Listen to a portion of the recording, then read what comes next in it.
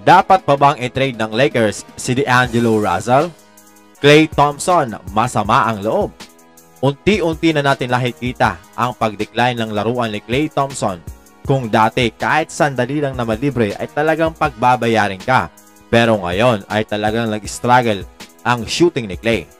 Averaging 17.1 points while shooting 37.1% from downtown. Eto na ang pinakamababang percentage niya sa 3-point territory sa kanyang career at ang pinakamasaklap ngayong February.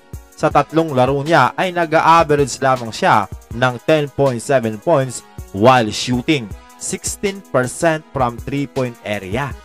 Grabe kabaman yan mga amigo. Kanina na-upset si Klay dahil hindi nga siya pinag-close sa laro nila versus Nets at maging sa laro nila versus Hawks. Pinuri niya naman ang mga good performance ng kanilang youngsters na sina Jonathan Kuminga at Guy Santos. Sa locker room, inunahan na ni Draymond Green na sagutin ang mga reporter dahil paniguradong yun din daw ang itatanong nila kay Klay.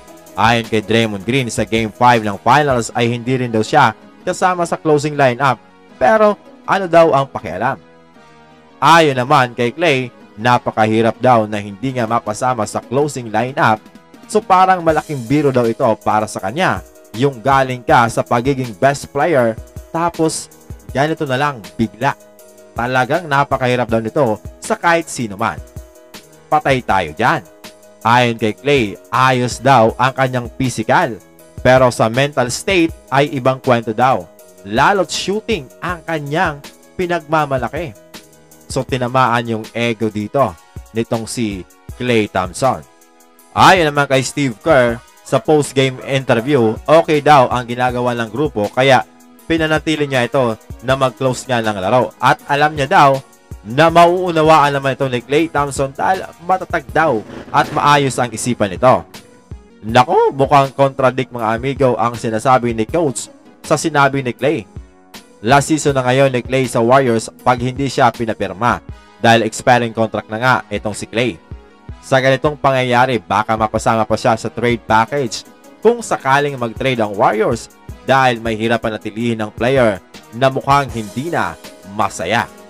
Nakuha naman ng Lakers ang kanilang ikatlong sunod na panalo nang manalo sila versus Hornets sa score na 124-118. Si AD ay naitala ang kanyang pangatlong triple-double performance sa kanyang career, pangalawa ngayong season, kung saan gumawa siya ng 26 points, 15 rebounds at 11 assists, samahan pa yan ng 3 blocks. Mukhang lalong gumaganda ang playmaking nitong si AD.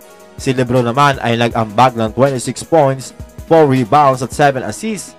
Samantalang si D'Angelo Russell na napakainit ang pangalan sa trade ay gumawa naman ng 28 points, 4 rebounds at 6 assists at 5 3-pointer. Mukhang ayaw magpa-trade ni D'Lo. Ayon kay D'Lo, wala siyang pakialam sa mga trade rumors dahil ang focus niya lang ay maglaro. Dagdag pa ni LeBron James nang matanong siya sa trade ay sinabi nito na ito daw ang grupo ang mayroon sila kaya wala daw dapat na hingin pa. So dapat pa bang i-trade ng Lakers itong si D'Lo? Aminin na natin na maganda ang performance ni D'Lo sa opensa pero napakahina niya naman sa depensa. Mahina na nga, minsan nagbo-ball watching pa. Isa din sa problema, yung laban nila versus Knicks, kitang-kita na kailangan talagang magtulong-tulong pa ang Lakers sa depensa at i-double team itong si Jalen Brunson. Medyo risky ang ginawa nilang yun mga amigo, lalo't kung may malilibre na isang shooter, talagang pagbabayarin sila. At higit pa doon, kapag playoff na, ay nahihirapan nga at nag-i-struggle itong si D'Lo sa opensa. Kung may pagpapatuloy niya ang kanyang magandang shooting, pwede sigurong panatilihin siya ng Lakers.